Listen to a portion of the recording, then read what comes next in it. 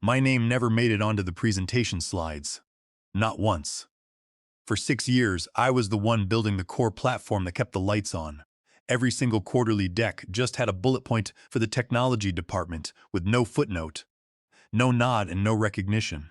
It was just the same fake smiles from executives and budget cuts dressed up as efficiency. I knew I was becoming a ghost in my own legacy. The moment Gavin Croft walked into the office wearing $900 sneakers and started talking about agility metrics, he looked at me like I was an expired coupon. I was technically valid, but embarrassing to use in public. Then came the email. The subject line read, Talent Alignment Strategy Phase 1. In corporate speak, that meant people like me were getting quietly offloaded so he could build his own cult of disruption bros. That was when I started keeping notes, and not the kind that human resources ever gets to read. I had worked in tech long enough to know what was coming. It started slowly. Gavin's first few weeks were all town halls and synergy fluff. We are going to evolve, he said, grinning like a man who had just discovered the concept of adhesive notes. He made a big show of flattening organization charts and freeing up decision-making, which apparently meant he would promote his old classmate, Bryce Miller, to be my co-lead in research and development. Bryce once asked me how application programming interfaces worked. I wish that were a joke. You will love working with him, Gavin said, slapping Bryce on the back like a golden retriever that had just peed in the server room. He brings a fresh perspective. Fresh in this case meant he knew how to golf with Gavin and confuse Slack with cloud documents. Suddenly, I was not copied on investor emails. My product roadmap meetings were rescheduled without notice, usually to times I had already declined, then marked as unavailable in the notes. These were subtle things, but I knew what phase that was. It was the soft freeze. They do not fire you immediately. They just turn down the volume on your existence until you are an afterthought. They can justify replacing with a cheaper, younger version. But I was 56, and I was not panicked. I had seen this play before. I smiled, I nodded, and I worked late into the night as usual, committing clean code, writing up documentation, and filing patent updates. My initials sat on every commit line and every feature push. They thought I was just grinding through the last of my motivation. In truth, I was building a paper trail, quietly and completely. There is a kind of power in being overlooked. You can hear things you are not supposed to hear, like Gavin telling our legal head over drinks that he was planning a symbolic leadership change before the next shareholder meeting. Send a message, he had said. Make it dramatic and bold. His exact words apparently were, let us retire the old guard with flair. He meant me. So, I started visiting the legal department. Not all at once, just little things. I would drop by and say, hey, can we dig up my original employment agreement from 2019? I am thinking about revising my estate plan. I brought coffee and pastries. I smiled a lot. I highlighted a few provisions I did not remember agreeing to and casually asked about recent revisions to the intellectual property policy. All smiles, all casual. I did not tell them I had helped draft that policy. I did not mention that buried in the 2019 appendix was a clause I had bargained for during the acquisition chaos when the legal department was too swamped to care. It was a clause I had insisted on as a just-in-case measure, tucked into the new employment agreement structure under a bland, ignorable title. Section 4B. And just like that, while they planned my exit, I started laying the fuse. Gavin made the announcement on a Thursday, right after his culture acceleration breakfast, which was just lukewarm bagels and buzzwords. He stood in front of the department, sleeves rolled up like he had ever typed a line of code in his life, and said, we are injecting new energy into research and development leadership. This is a big win for cross-functional innovation. Then he motioned to Mason Ward. Mason was the intern I had trained 3 years ago, the guy who once asked me if version control meant keeping files alphabetized. He stood there smiling like a Labrador in a startup hoodie, nodding along while Gavin explained how pairing experience with youthful vision was the key to agile transformation. Everyone clapped, or at least everyone who wanted to keep their job did. I just stood there, hands folded, nodding like a bobblehead at a funeral. Mason thanked Gavin with the enthusiasm of someone who still believed stock options were not monopoly money, then turned to me and said he could not wait to learn from me. I wanted to tell him that I built the platform he was about to break, but instead I smiled and said, "Same here." That day, I noticed I could no longer access the investor dashboard. There was just a red permission denied screen where my reports used to be. My calendar invites to product meetings vanished one by one. I walked over to the desk of my co-lead, Mason Ward, and asked if the Tuesday integration call had been moved. "Oh, I think Gavin wants me to take the lead on that now," Mason said, looking up from his phone. "You have got a lot on your plate, you know." I had plenty on my plate, indeed. Mostly the urge to not throw my company laptop into the nearest trash compactor, but I kept the mask on. I smiled, nodded, and went back to my desk. Instead of fighting it, I pivoted. I went back to the legal department.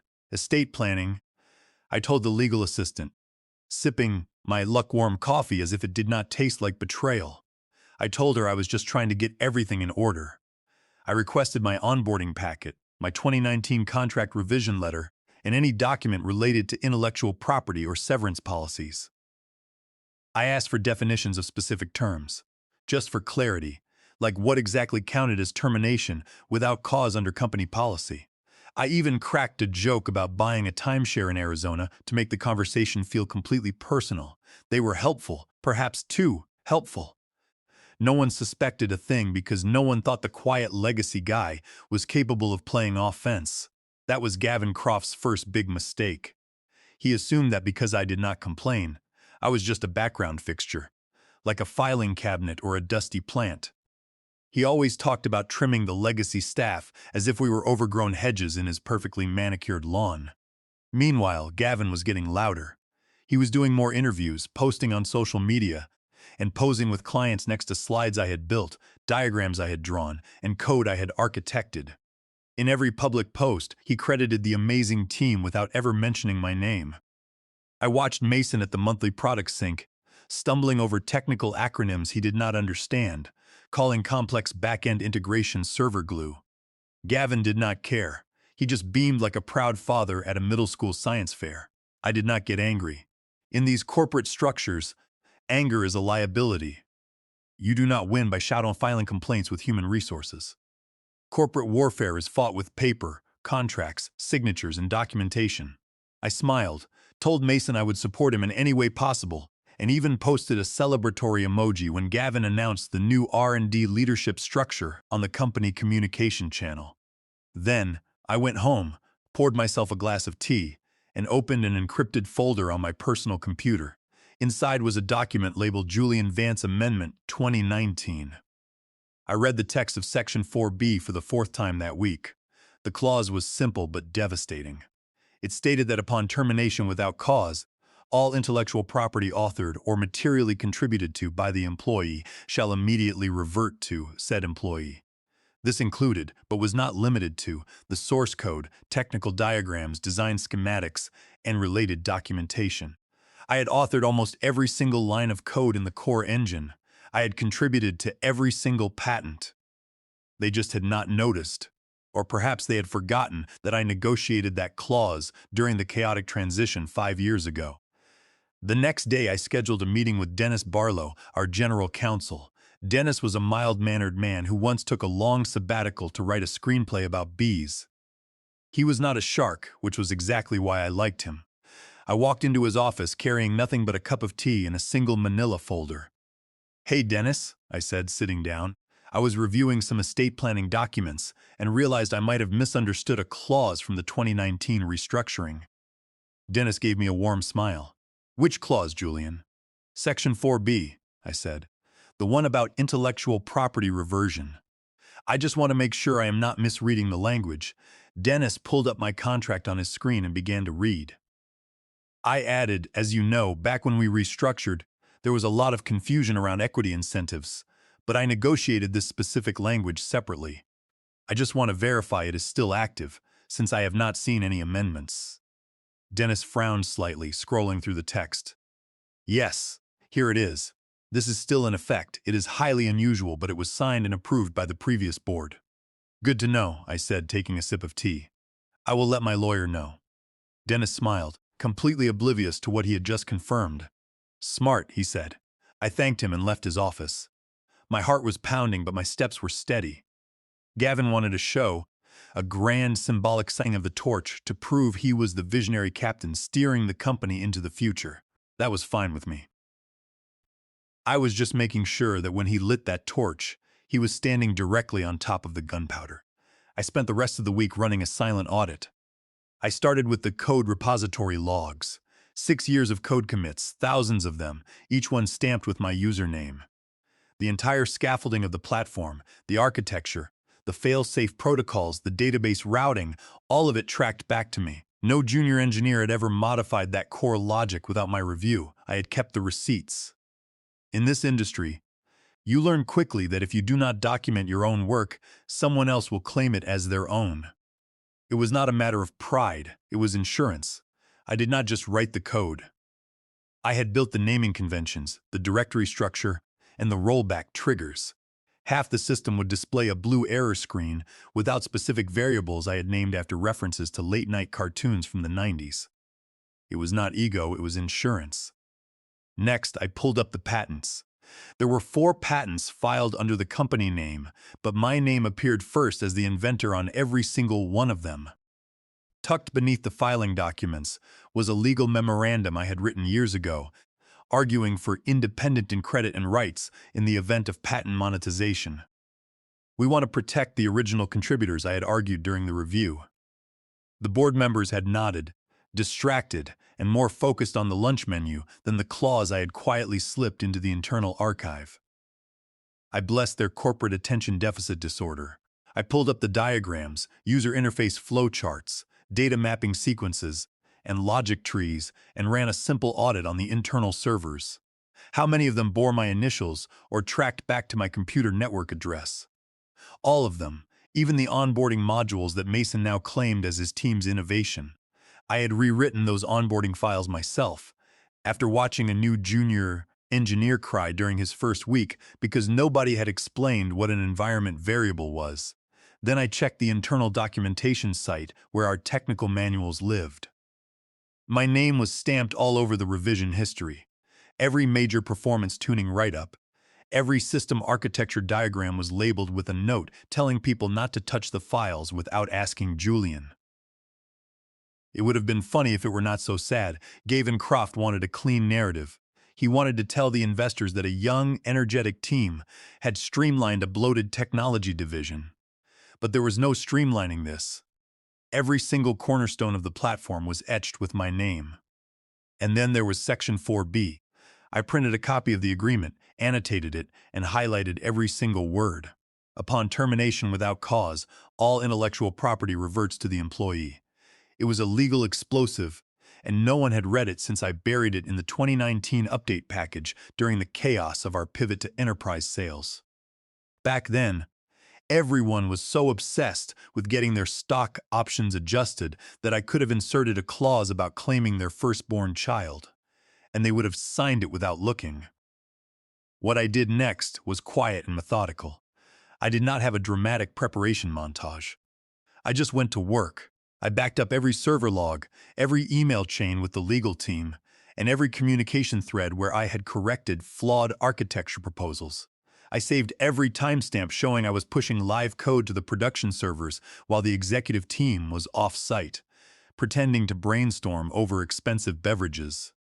Then I did something small but satisfying. I downloaded the original onboarding flow diagram, the one they were now showcasing to clients as a major design breakthrough, and added a watermark in faint gray text. It read, originally authored by Julian Vance, August 2018. I uploaded the file back into the shared team directory. If anyone noticed the text, they did not say a word. Meanwhile, Gavin was busy rehearsing his presentation for the upcoming meeting. He was practicing how to say my legacy would live on through new talent without choking on his own words. The man could not spell back-end architecture if I wrote it on his exercise bike. Mason sent me a message on the company chat system. "Hey, Julian," he wrote, thinking of renaming the anomaly module to Mason AI. "Let me know your thoughts." I stared at the screen for a long time. Then I typed back, "Love it. Just make sure to include all contributors in the final documentation." "Of course," he replied, sending a thumbs-up emoji. I immediately saved a copy of that chat and named the file documentation Theft Mason. My preparation was not loud. I did not raise my voice, and I did not file complaints. I just buried the knife in paperwork, had it notarized, and waited for the leadership team to make their move. The setup was complete. Every wire was connected, and the match was ready. They thought they were staging a show of strength. I was preparing a legal disappearance act. The invitation to the meeting arrived in my inbox with digital party favors in the subject line. The title read, Shareholder Summit 25 Reorg Reveal and Vision Forward. Gavin loved a celebration, even if it was a corporate execution. I was not listed on the speaker list, not even as a footnote. There was no mention of the technology team, no panel slot, and no question and answer segment for the creators of the software. The slides had already leaked through a contractor. They were full of stock photos and buzzwords, but the real indicator was what was missing. There was no technical overview of the artificial intelligence platform, because the person who built it was being pushed out.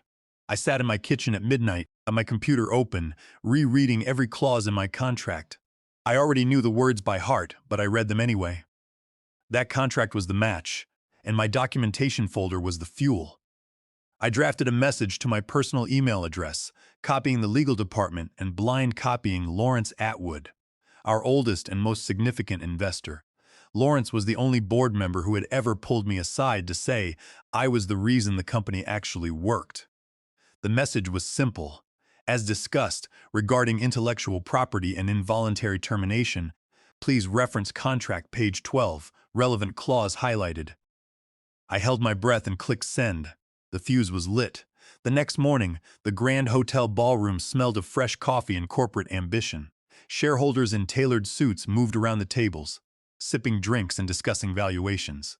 On stage, Gavin Croft stood under the spotlight like a salesman, about to close the deal of his life. Behind him, a massive screen displayed cycling buzzwords: elevate, innovate, accelerate. The house lights dimmed and the introductory video began to play. There was my work, my platform, and my diagrams, scrolling across the screen as if they belonged to someone else. They had even used footage of Mason pointing at one of my system flowcharts, nodding as if he had drawn it himself. Gavin stepped forward with the microphone. "Thank you all for being here today," he said, his voice echoing through speakers. "Today is about the future, a bolder and more agile chapter, and with every new chapter, some pages must be turned." He looked directly at me. I knew exactly what was coming. He wore that same patronizing smirk he had used when he first introduced Bryce Miller as my co-lead. It was that little curve of the lips that suggested he knew something the rest of the world did not. "Today," Gavin continued, stretching the word out for dramatic effect, "we are celebrating the retirement of one of our longest-serving contributors, Julian Vance." A pause followed. It was not for reflection, but for theatrical effect. "He has been foundational to our early success," Gavin said. "But as we transition into a leaner, more dynamic operational structure, we believe it is time to embrace the next generation of leadership." And then the applause started. It was a wave of polite, forced clapping from the investors, mixed with louder cheers from the growth team, who had clearly been instructed to show enthusiasm. I did not blink. Gavin gestured toward me. "Let us all thank Julian for his years of dedicated service. We are proud to carry his legacy forward through the new artificial intelligence leadership team under Mason Ward." There was more applause, accompanied by the flash of corporate cameras.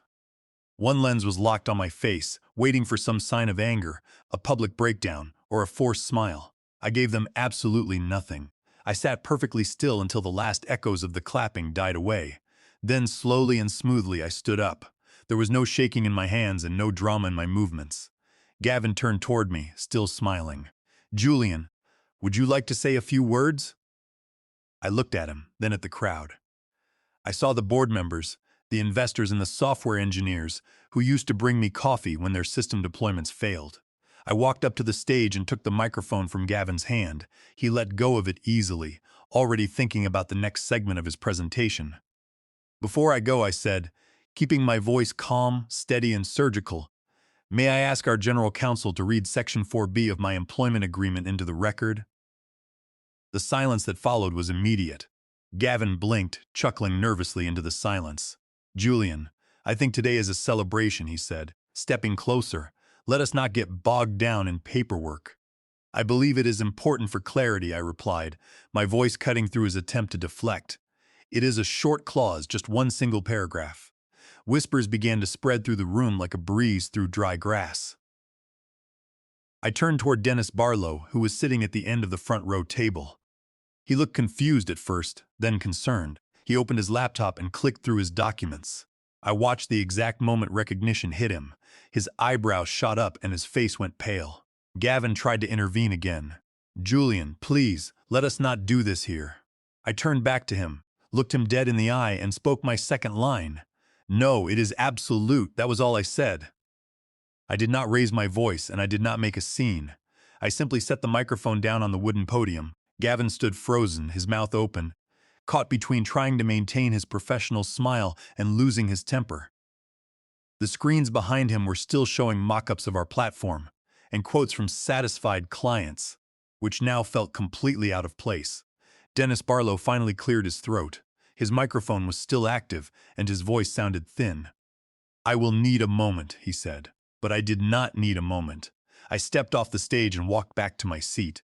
I sat down and folded my hands in my lap, waiting for the legal mechanism to do its work. Dennis adjusted his glasses, staring at the glowing screen of his laptop, as if it had suddenly turned into a threat.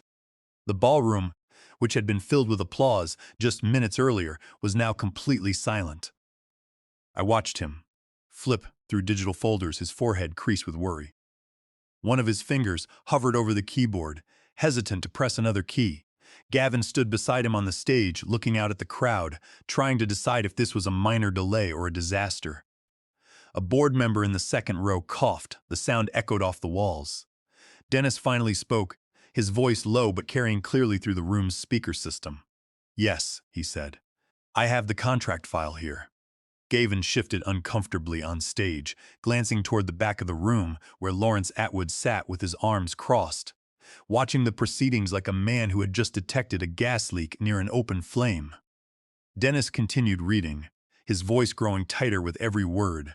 "In the event of termination without cause, all intellectual property authored or materially contributed to by the employee shall immediately revert to said employee, including but not limited to source code, technical diagrams, design schematics, and related documentation." Dennis paused. The words seemed to hang in the silent room like a blade. He looked up, first at me, then at Gavin, and a mixture of confusion and concern passed across his face. Gavin sputtered into his microphone, asking what that even meant. Dennis licked his dry lips and scrolled down the document. "According to our archives, Julian Vance is listed as the primary architect and author on all core components of our enterprise platform, including the patent filings, the back-end infrastructure, and the anomaly detection modules." He swallowed hard. "That includes everything presented in the product roadmap today." A loud thud broke the silence. An investor in the front row had dropped his glass, the sound dull against the carpet. Gavin's voice cracked. "Are you telling me he owns the platform?" Dennis did not answer immediately. He did not need to say a word. I sat quietly, watching the situation unfold. 6 years of being ignored, of having my name erased from slides, and of being told my work was a team effort had finally come to a head. The very contract they had ignored had returned to collect its debt. Gavin shook his head. "This cannot be real. This must be some kind of administrative error. We own the product." Dennis turned his laptop screen toward Gavin. "The agreement is signed, countersigned, and has never been amended.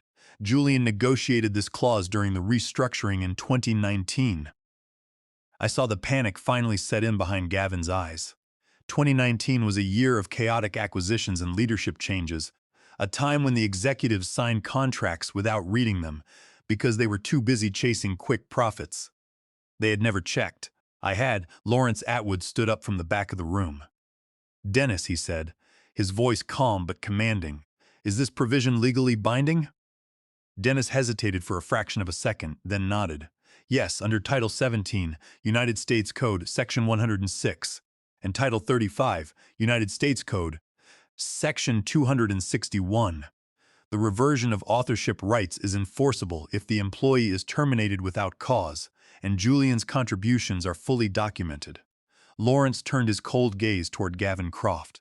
By firing Julian Vance without cause at this public meeting, you have triggered this clause, Lawrence said.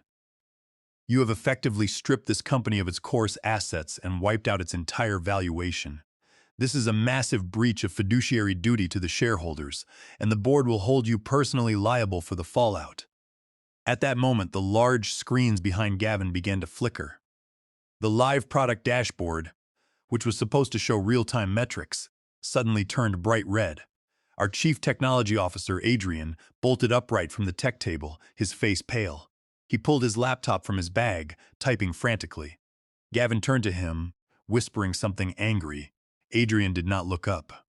We have lost database access, Adrian announced, his voice loud enough for the whole room to hear. All the repository routing keys have been pulled. A junior engineer in the back whispered that the core source code repository was gone. Adrian looked up, his forehead wet with sweat.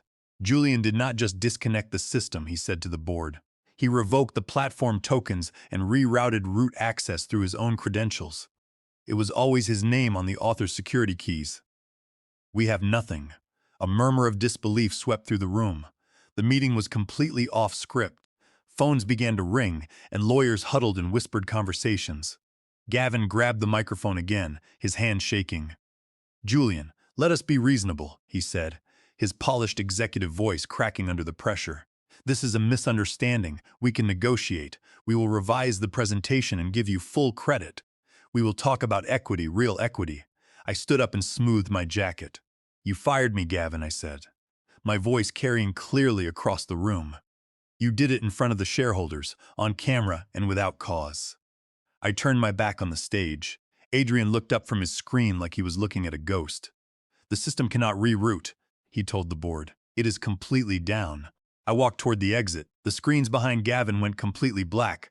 No slides, no branding, just empty screens. Gavin watched me go, and I saw the exact moment he realized that his pitch decks and buzzwords meant nothing without the foundation I had built. I pushed open the double doors and stepped out of the ballroom. Outside, the late morning sun hit the glass building. The lobby was quiet. I walked past the receptionist, who smiled and said, "Good day, Mr. Vance." I thanked her and walked out into the plaza. I did not feel angry, and I did not feel victorious. It was simply the end of a chapter. A car was waiting at the curb. The door opened, and Owen, the VP of product at our primary competitor, smiled from the back seat. "We have been waiting for you, Julian," he said. I got in, and the car pulled away, leaving the chaos behind. I was not their overhead. I was their foundation. Big thanks for watching, you sneaky seniors. Subscribe to keep the coffee pot brewing revenge. Your ex-colleagues will not know what hit them.